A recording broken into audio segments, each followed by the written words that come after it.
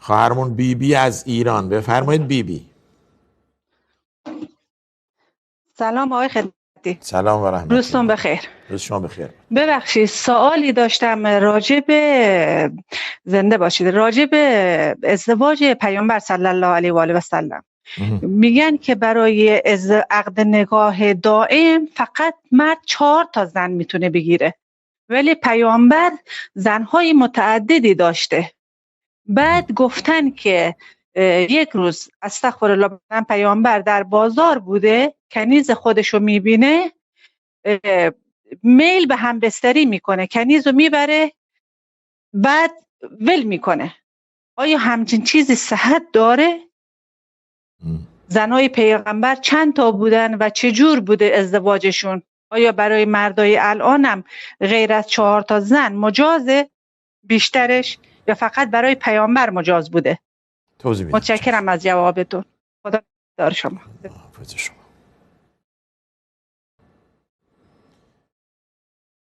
خواهرمون بیبی از ایران، چرا پیامبر بیش از 4 زن داشت؟ پیامبر یک خصوصیتی داره که دیگران نداشتند. یعنی چرا محمد پیامبر بود و من و شما پیامبر نیستیم؟ درسته؟ اگر شما بخواید این چراها را باز کنید، چرا وحی بر محمد آمد برای من و شما وحی نمیاد؟ چرا محمد خاتم الانبیاست و بقیه خاتم الانبیا نشدن؟ و این چراها زیاد است. یک سری خصوصیات برای رسول الله هست. چرا قرآن بر محمد نازل شد بر دیگری نه؟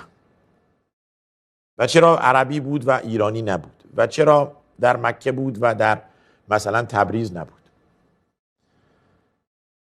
ما اگر بنده خداییم، تسلیم امر الهیم و علیه الله به احکم الحاکمین را عرض کردم و خداوند مدبر است و خداوند قانونگذار است، ما تابع هستیم نه ایرادگیر. بنی اسرائیل ایراد میگرفتند از موسی، میگفتند که میگی خدا هست، خدا رو نشون ما بده.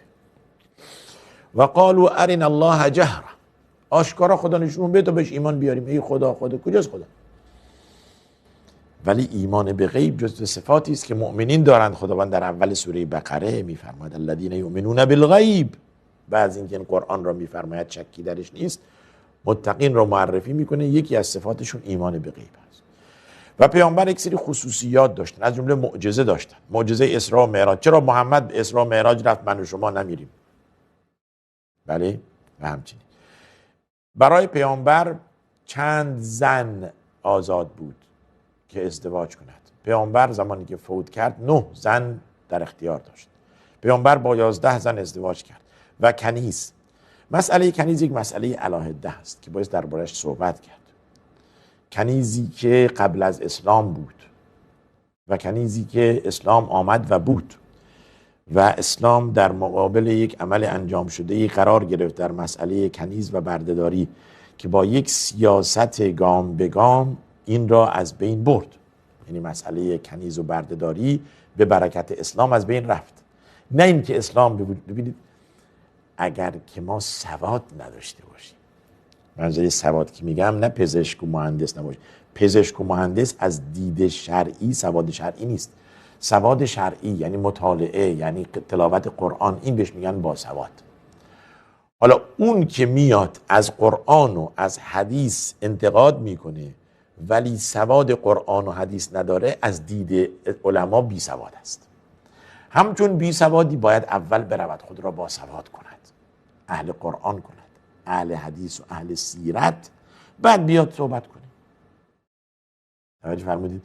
حالا اون که میاد ایراد میگیره، اولا مسئله کنیز، شما هیچی در مورد کنیز نمیدونید ولی ایراد تا دلت بخواد. کنیز یک فلسفه‌ای داره. کنیز و برده یا به تعبیر امروزی غلام، چه افرادی کنیز میشن یا افرادی برده میشن، از کجا میان، اصل کنیز از کجا اومده، چه حقوقی داره؟ مگر انسان نیستن اینها؟ حیوان که نیستن؟ چرا؟ برای که نمیدونید اصل کنیز از کجا اومده، اصل بردهداری از کجا بوده. فوراً اسلام کنیز، اسلام برده، اسلام ظلم، اسلام شهوترانی، اسلام فلان. این یک نوع ظلم و بیسوادی دیگران رو میرساند. پس پیامبر یک خصوصیاتی داشت. با مردگان حرف میزد مثلا. ولی ما نمیتونیم. این خصوصیات پیامبر. آیه سوره احزاب بخوانید که به پیامبر اجازه دادند که با چه کسی ازدواج کند، که تؤوی الیک من تشاء، هر که بخواهید، با هر کس بخواهی ازدواج میکنی، هر کس بخواهی مرخصش میکنی، تا این که میفرماید لا یحل لک النساء من بعد ولا ان تبدل به، دیگه حق نداری بیشتر از این ازدواج کنی، تا اینجا بس. از اون ازدواج ها به دستور خدا بوده و تمام زنان پیامبر هم امهات مؤمنینن، یعنی مادر مؤمنینند. حالا جز صفوی ها و شیعه های اثنا عشری که نمیخواند ام المؤمنین حفصه و ام المؤمنین عایشه مادرشون باشه. خوب نخوان. و همه میگن آقا شما که نخواهید به درک که نخواستید، مسلمان نیستید که نمیخواهید. و بقیه مؤمنین زنان پیامبر را مادران خود میدانند به نص آیه سوره احزاب. سوال دوم شما، بله همین بود در رابطه با زنان پیامبر. و مسئله کنیز به گونه است، کنیزی که خریده میشد از آقا و از سیدش حکم عقد داشت، یعنی میشه باش هم بستر کرد بدون حد و حدود، 1 2 3 4 5 6 کنیز داشته باشه، هر فردی داشتند. الان که جهاد قطع شده، کنیز هم از بین رفته، دیگه کسی نمیتونه بگه من با کنیزم معاشرت دارم، کنیزی نیست دیگه.